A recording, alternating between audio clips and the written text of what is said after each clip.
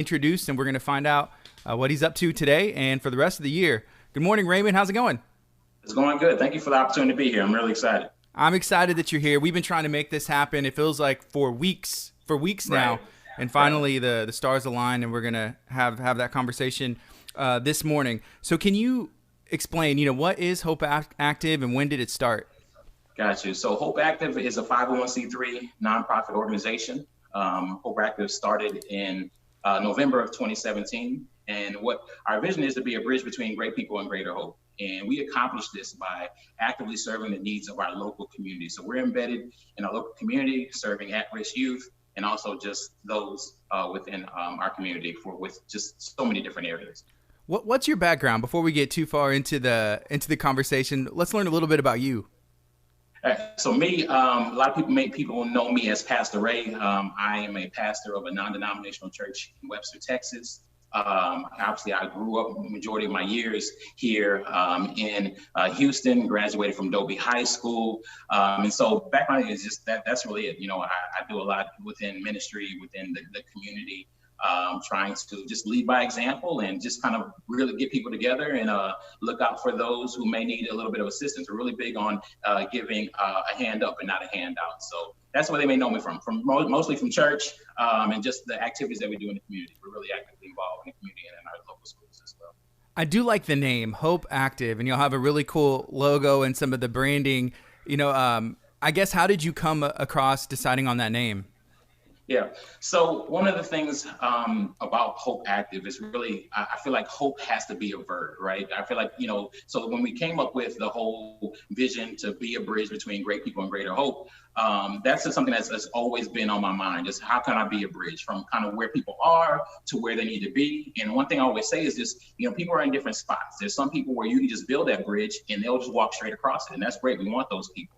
There's others that you have to go over there and maybe hold their hand and help them across that bridge. And we want to do that as well. And there's some who may never come across that bridge, and some we may have to drag, but ultimately we want to just be a bridge. And they came up just from realizing that it's one thing to talk about it. And I realized at a very early age that I've been blessed with the ability kind of to connect with people, and this is what we've been able to do. So so that's where we've been very actively involved.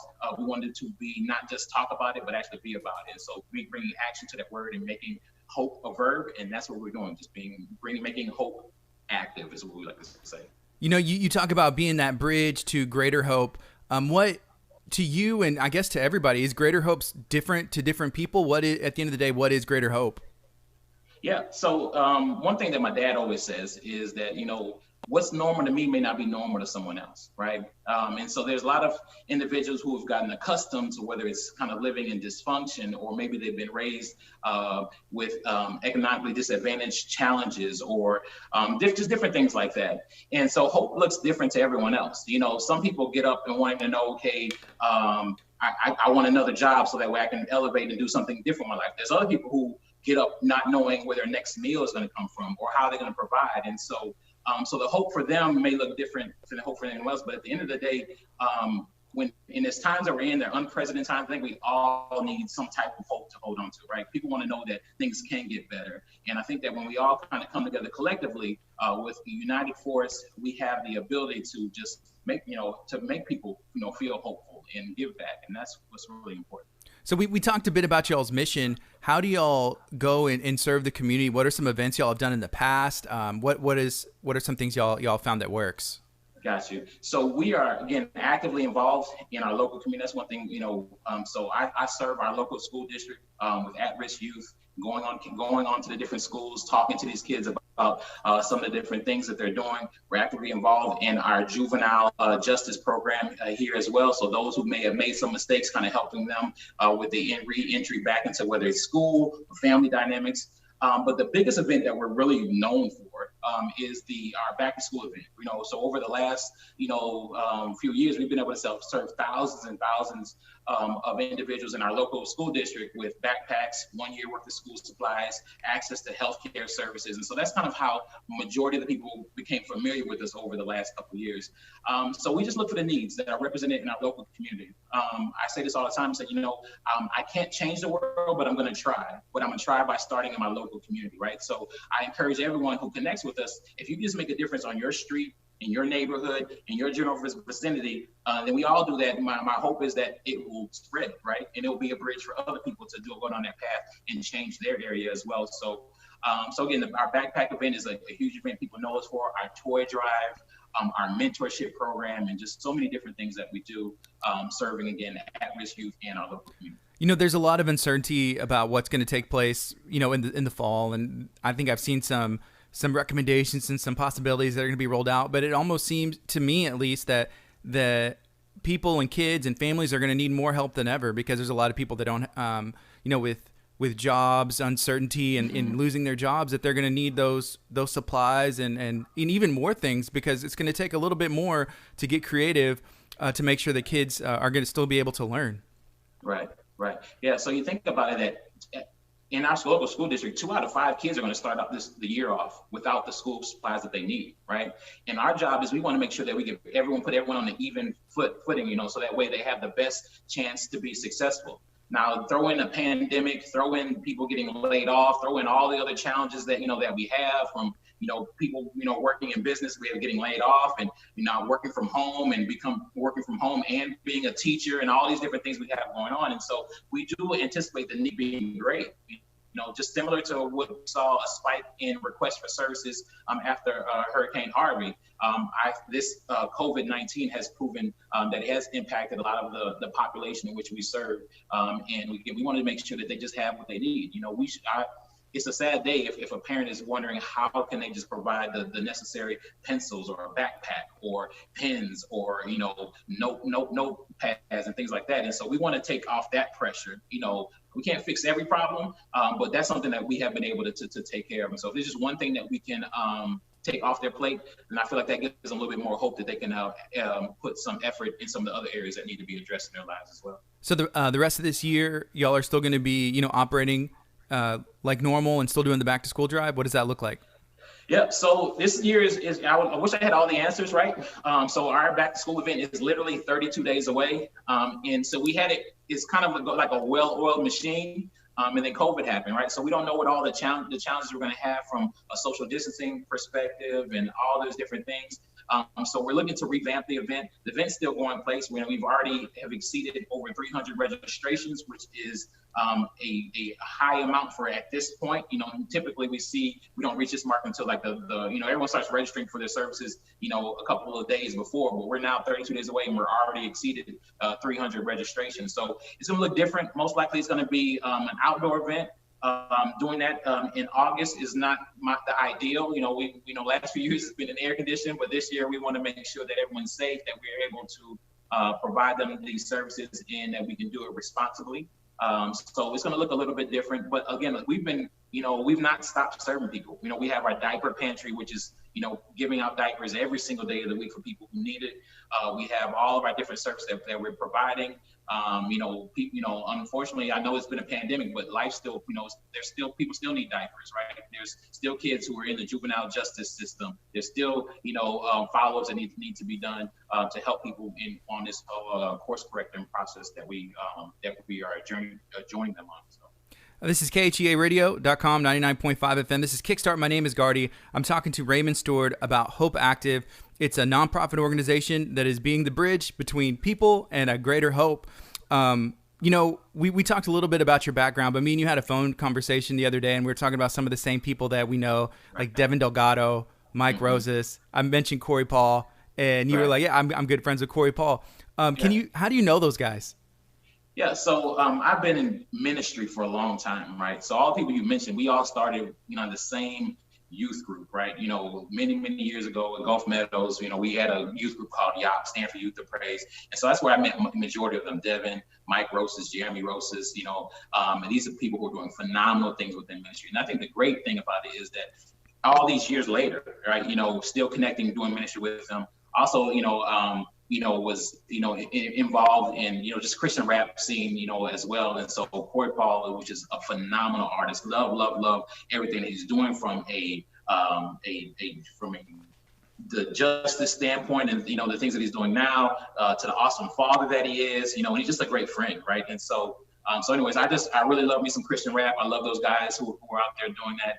And like I said, I've worn many hats in ministry over these years, from, doing the whole, music thing, to, being a youth leader, to being a youth pastor, to now being a pastor. And so now I'm wearing a different hat, but again, the good thing is I'm connected with people who are still doing great things. And some of those guys you mentioned, man, I love those guys because they are actively serving in their area.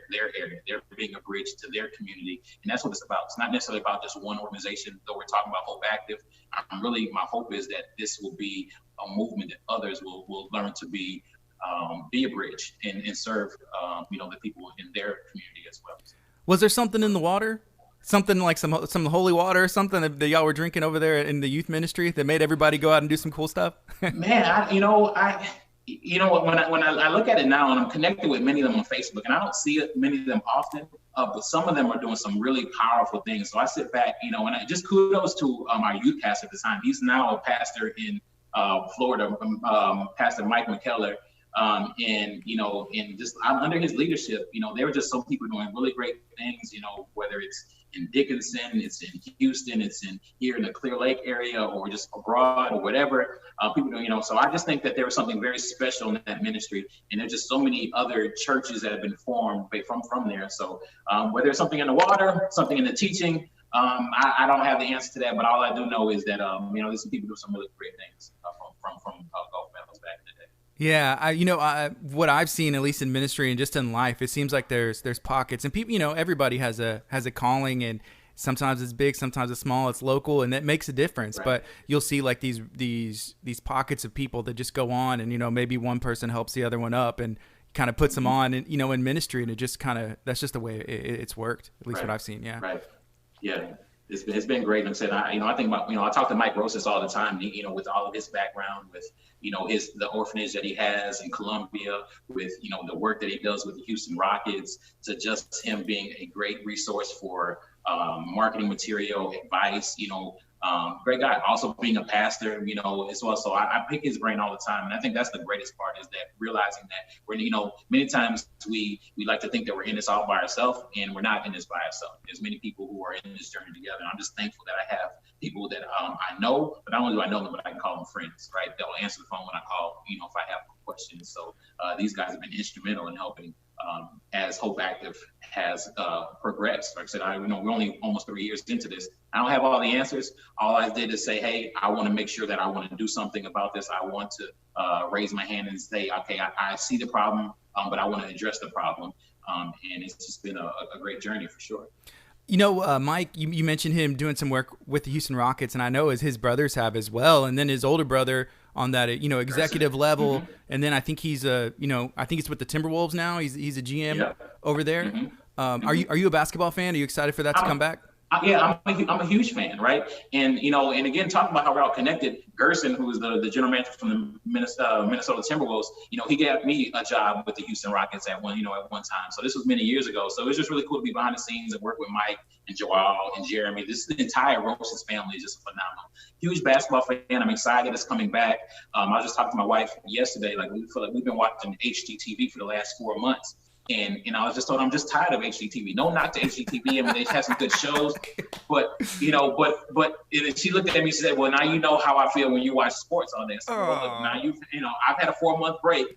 So when we start in a couple of weeks, I don't expect for her to give me a hard time for me watching the sports, but I've been waiting for basketball to come back. Sure. Yeah, there's been no sports. I've seen some interesting things people are doing, like watching bowling and just like highlights of the 1920 Super Bowl and just crazy stuff on ESPN. Yeah, it's funny. That's not cutting. That's not cutting it for me. Like, I need the real deal, the real sport. So. Yeah. So you mentioned something earlier. We're talking about Corey Paul and ministry and music. Did you also do music? And if so, where can I listen to it today? Got to. So I'll send you some stuff. Yeah. So I was in a group called SOM, stood for Soldiers on a Mission. It was myself, twins, Jeff and John Roman and Ryan Boyce.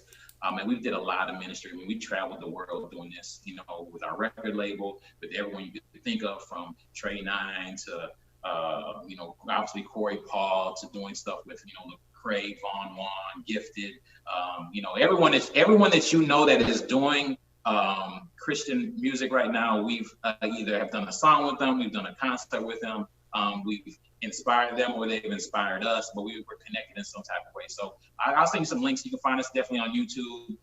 The information that is out there on the website, whatever. Like I said, we've been retired now for several years. So now I just get a kick out of just kind of watching those like Corey Paul, Austin Lanier, who are out there and they're still doing their thing. I said, we're older now. I got 3 kids, been married now for almost 15 years, and I just don't have that same drive or energy that they have. And again, I think that's a great part of ministry. It's something that got, helped me solidify my faith.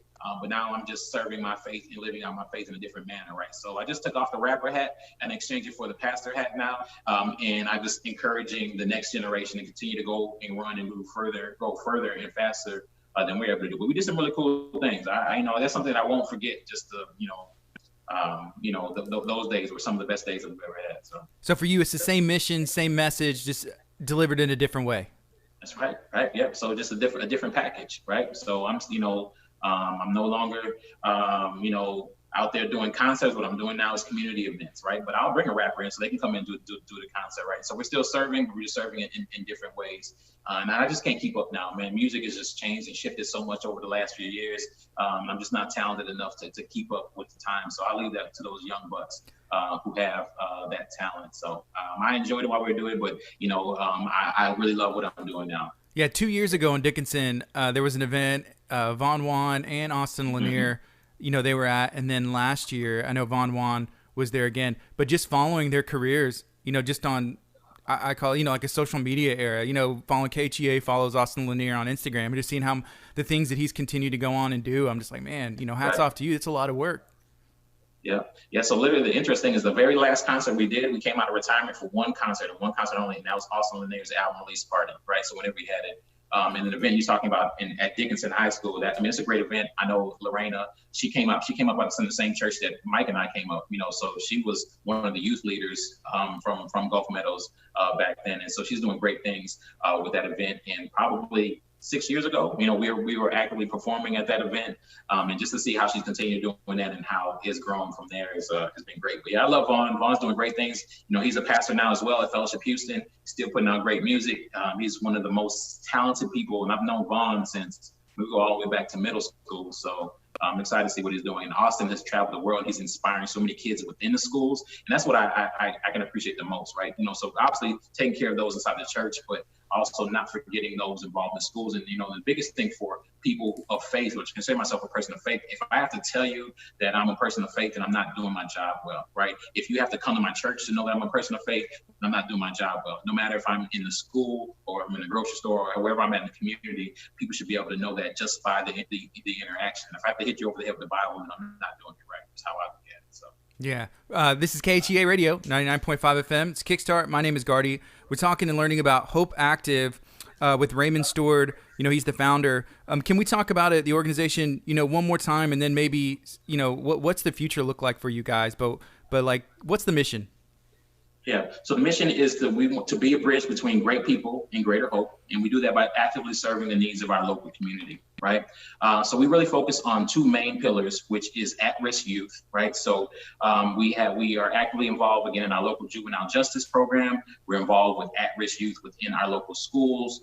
We have a lot of people who self-select to connect with us, for whatever reason that may be, and so they come from different sources. But we focus on really 3 things: that relationship building, course correction, and preventative maintenance. That's and that's what we call it, right? So the relationship building is the key, right? We want to build a relationship with the community, with these at-risk youth. We have over 42,000 kids in our local community and local school district. Of that, we have over 35% of them will be deemed at risk. So that's over 19,000 of them. Now that could be different things, from being economically disadvantaged. That could be, not being able to master the English language, having other mental health challenges. So many different things fall into those numbers.